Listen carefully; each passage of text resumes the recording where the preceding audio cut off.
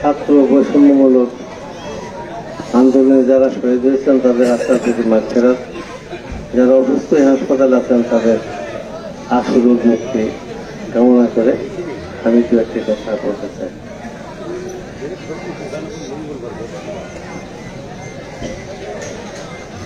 আমরা অত্যন্ত একটা সংকটময় পরিস্থিতি অতিক্রম করছি। এই সংকটময় পরিস্থিতিতে আমরা সঠিকভাবে বুঝতে পারছি না যে আমরা কি করব আর কি করব না। 5 তারিখের পরের থেকে আমরা আমাদের বুকের উপর থেকে জগদ্দল পাথরটা নেমে গেছে। আমরা একটা স্বস্তির নিঃশ্বাস ফেলেছি। আমরা হাঁটাচলা করছি, কথা বলতে পারছি, এটাই আমাদের কাছে বড়। কিন্তু ষড়যন্ত্রকারীরা কিন্তু থেমে নেই। ওরা এখনো মনে করছে পিছনের দিনগুলোতে যেভাবে ওরা ষড়যন্ত্র করেছে এখনো সেই রকম ষড়যন্ত্র অব্যাহত রাখতে চাচ্ছে। ইতিমধ্যে আমরা লক্ষ্য করেছি যে ওরাই চাঁদাবাজি করছে, বিএনপির দোষ দিচ্ছে, ওরাই মানুষকে হুমকি দিচ্ছে, বিএনপির দোষ দিচ্ছে। আমি তো লক্ষ্য করেছি যে কোন জায়গায় ওরা এখনো বিএনপির থেকে অনেক বেশি শক্তিশালী। ওদেরকে কিচ্ছু বলা যাবে না। আমার মনে হয়েছে আমরা যখন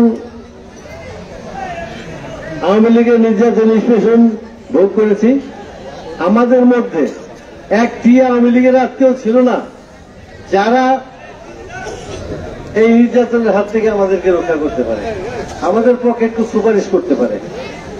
কি ছিল নাকি? আওয়ামী লীগের কোন নেতা আমাদের আত্মীয় ছিল যারা আমাদের জন্য সুপারিশ করবে? আজকে কি দেখা যাচ্ছে? আমাদের এত আত্মীয় আওয়ামী লীগের মধ্যে আছে, আমরা যদি ওদের কাউকে কিছু বলবো অমনি আমার বিএনপির বড় নেতা চলে আসছে, ওটা আবার আত্মীয় হয়, ওটা আবার ভাইরা হয়, ওটা আবার আত্মীয় হয়, ওটা আবার মামু হয়, কিচ্ছু বলা যায় না। এইটা বিএনপির জন্য একটা চরম দুর্ভাগ্য যে আমাদের এত আত্মীয় আওয়ামী লীগের মধ্যে আছে যে ওরা তো আমাদেরকে কোনো সাহায্য করেনি, বরং আমাদের কাছ থেকে সুযোগ নিয়েছে। আর আজকে আমরা যখন ওদেরকে কিছু বলতে যাব, ওরা আমাদের বড় বড় আত্মীয় হচ্ছে, ওদেরকে কিছু বলা যাচ্ছে।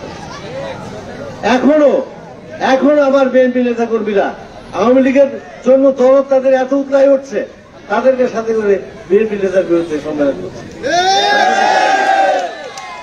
এইগুলো অচিরেই পরিহার করতে হবে।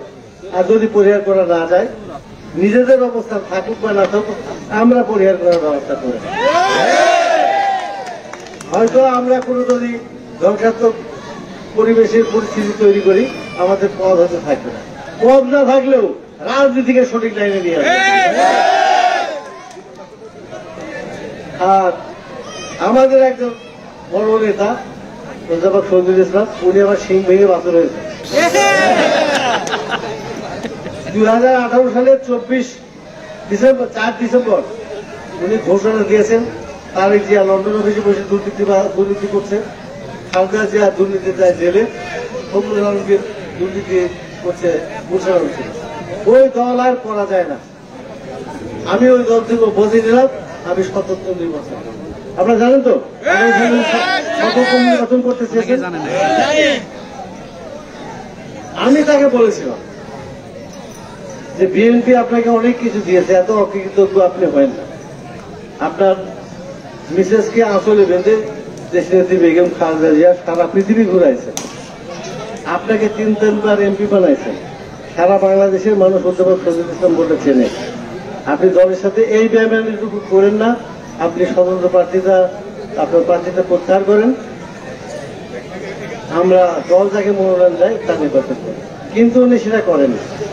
পরের বছর যদিও উনি স্বতন্ত্র নির্বাচন করেননি, কিন্তু আমি জানি যে উনি বিএনপি আর করেন না।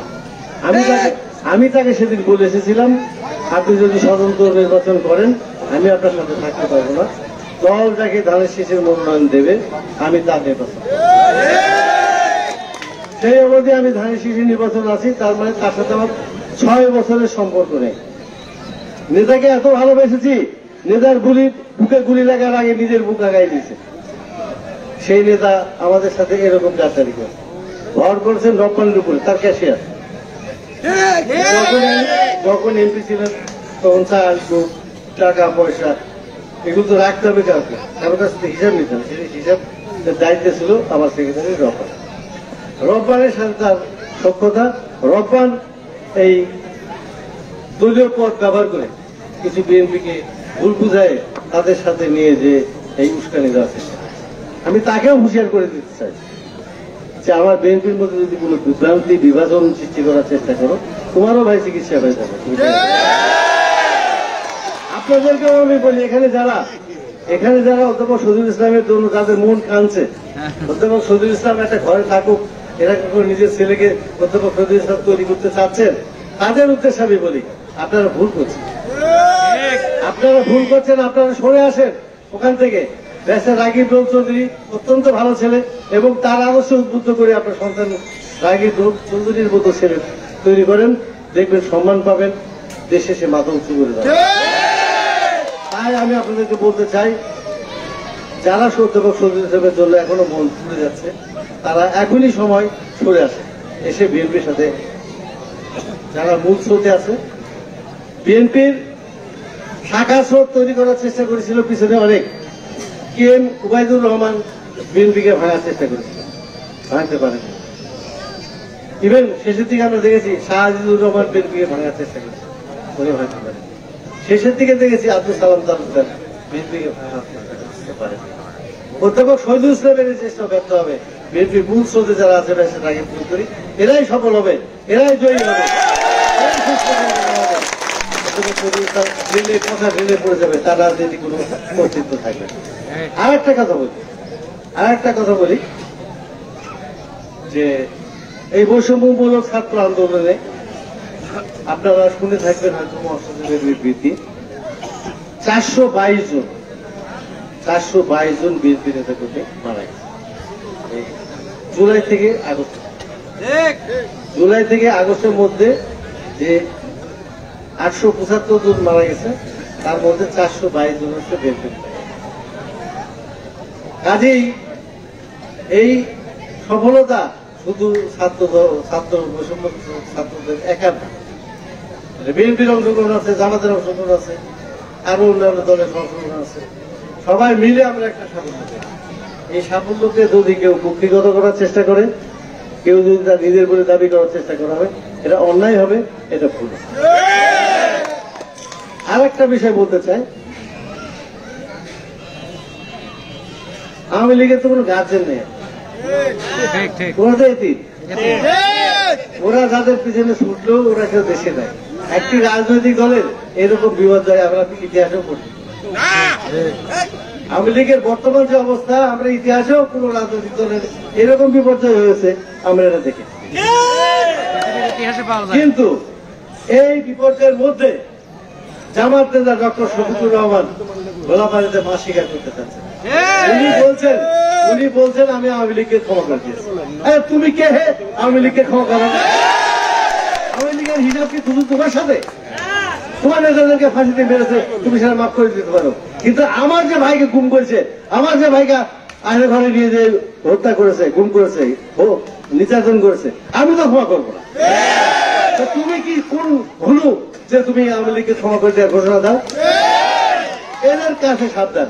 জামাত মুনাফেক, ওরা মিথ্যাবাদী, ওরা চুগলখোর, ওরা মানে এই জাতীয় ভাষা যতগুলো আছে সবগুলো ওদের মধ্যে আছে। ওদের থেকে সাবধান। আমরা মানুষের রাজনীতি করি, মানুষের সাথে আমরা মানুষকে চলি। আমার এমন হতে পারে, আমার এমন একটা কর্মীকে কেউ একটা চাপ দিয়েছে যে কর্মীরা কাউকে বলতে পারছে না, হয়তো কোন বিএনপি নেতার কাছেও যাই বলতে পারছে না, ভাই আমি এরকম একটা অসুবিধার মধ্যে আছি। আমি ওই কর্মীর উদ্দেশ্যে বলতে চাই, আমার ফোন নাম্বারটা আপনারা যে কোনো ভাবে সংগ্রহ করবেন এবং আপনার সমস্যা আমাকে জানাবেন। যদি আপনি আপনার স্থানীয় নেতাদেরকে জানাতে নাও পারেন, আমাকে জানাবেন, আমি আপনার সমস্যা দেখব ইনশাআল্লাহ।